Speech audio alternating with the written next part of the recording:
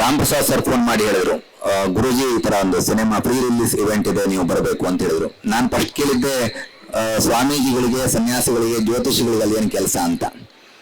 ಅಂದ್ರೆ ಸರ್ವೇ ಸಾಮಾನ್ಯವಾಗಿ ನಮ್ಮ ದೈನಂದಿನ ಜೀವನ ಹೇಗಿರುತ್ತೆ ಅಂದ್ರೆ ದೇವಸ್ಥಾನ, ಪೂಜೆ, ಜ್ಯೋತಿಷ್ಯ ಈ ರೀತಿಯಾಗಿರ್ತೇವೆ. ಹಾಗಾಗಿ ಇಲ್ಲ, ನಿಮ್ಮ ಆಶೀರ್ವಾದ ಬೇಕು ಅಂತ ಹೇಳಿದ್ರು. ಯಾವ ಸಂದರ್ಭಕ್ಕೆ ನೋಡಿ, ಇಲ್ಲಿ ಲಕ್ಷ್ಮೀ ಪುತ್ರರು, ಸರಸ್ವತಿ ಪುತ್ರರು ಎಲ್ಲರೂ ಸೇರಿ ಗಾರ್ಗ ಅಂತ ಮಾಡಿದ್ದಾರೆ. ನಮ್ಮ ಗಾರ್ಗ ಅಂದ ತಕ್ಷಣ ಹೆಸರು ನೆನಪಾಗ್ತಕ್ಕಂಥದ್ದು ಗರ್ಗ್ಯ ಮಹರ್ಷಿಗಳು, ಗರ್ಗ್ಯ ಭಾರದ್ವಾಜ ಗೋತ್ರ ಅಂತಿರುತ್ತೆ. ಇಲ್ಲಿ ಸರಸ್ವತಿ ಪುತ್ರರು ಸಾಯಿ ಕುಮಾರ್ ಸರ್ ಇದ್ದಾರೆ. ಸೊ ಹಾಗಾಗಿ ಅವ್ರು ತುಂಬಾ ಚೆನ್ನಾಗಿ ಗೊತ್ತು, ಅಥವಾ ತುಂಬಾ ಜನರಿಗೆ ಗೊತ್ತಿದೆ ಇದು.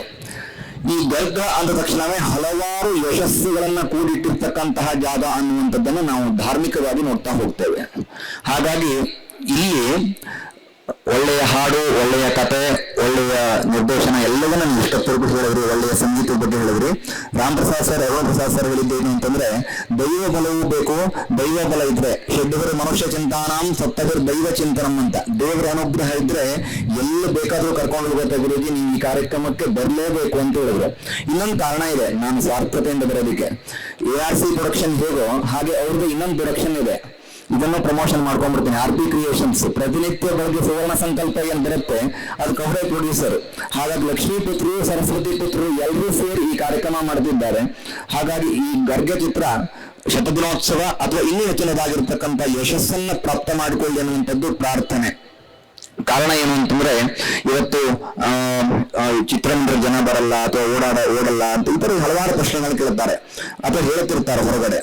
ಒಳ್ಳೆಯ ಮಾತೇನು ಕೇಳಿದ್ರೆ, ಒಳ್ಳೆಯ ಚಿತ್ರ ಮಾಡಿದ್ರೆ, ಒಳ್ಳೆಯ ಕಲಾವಿದರಿದ್ರೆ, ಒಳ್ಳೆಯ ವಿಷಯಗಳಿದ್ರೆ, ಮತ್ತು ಅದರ ಜೊತೆಗೆ ನಾನೊಬ್ಬ ಜ್ಯೋತಿಷಿಯಾಗಿ ದೈವ ಬಲ ಇದ್ದರೆ ಎಲ್ಲ ಚಿತ್ರಗಳು ಯಶಸ್ಸಾಗತ್ತೆ. ಹಾಗಾಗಿ ನನ್ನನ್ನು ಕರೆದಿದ್ದು ನನಗೆ ಬಹಳ ಸಂತೋಷವನ್ನ ತಂದುಕೊಟ್ಟಿದೆ. ನಾನೊಬ್ಬ ದೈವ ಪೂಜಕನಾಗಿ, ದೈವಾರಾಧಕನಾಗಿ ಈ ಚಿತ್ರಕ್ಕೆ ಸದಾ ದೈವ ಬಲ ಇರಲಿ. Arun Prasad sir and Ram Prasad sir ಅವ್ರ ಕುಟುಂಬಕ್ಕೆ, ಅವರ ಈ ಒಂದು ಪ್ರಯತ್ನಕ್ಕೆ ಯಶಸ್ಸು ಸಿಗಲಿ ಅಂತ ಪ್ರಾರ್ಥನೆ ಮಾಡ್ತೇನೆ. ಅದೇ ಈ ಹೇಳಿದ ಹಾಗೆ ಮನುಷ್ಯನಿಗೆ ಹಲವಾರು ಆಸೆಗಳಿರುತ್ತೆ. ಆ ಆಸೆಯಲ್ಲಿ ಈ ಒಂದು ಚಿತ್ರ ನಿರ್ಮಾಣವು ಕೂಡ ಒಂದು. ಬಟ್ ನಮ್ಮ ನಿರ್ಮಾಪಕರ ವಿಶೇಷತೆ ಏನು ಅಂತ ಕೇಳಿದ್ರೆ, ಚಿತ್ರ ನಿರ್ಮಾಣವಲ್ಲದೆ ಒಂದು ಧಾರ್ಮಿಕ ಕಾರ್ಯಕ್ರಮಕ್ಕೂ ಪ್ರೊಡ್ಯೂಸ್ ಮಾಡ್ತಾ ಇದ್ದಾರೆ. ಹಾಗಾಗಿ ಸ್ವಾರ್ಥದಿಂದ ಹೇಳೋದಾದ್ರೆ ಅವರ ಚಿತ್ರ ಯಶಸ್ಸಾಗ್ಲಿ.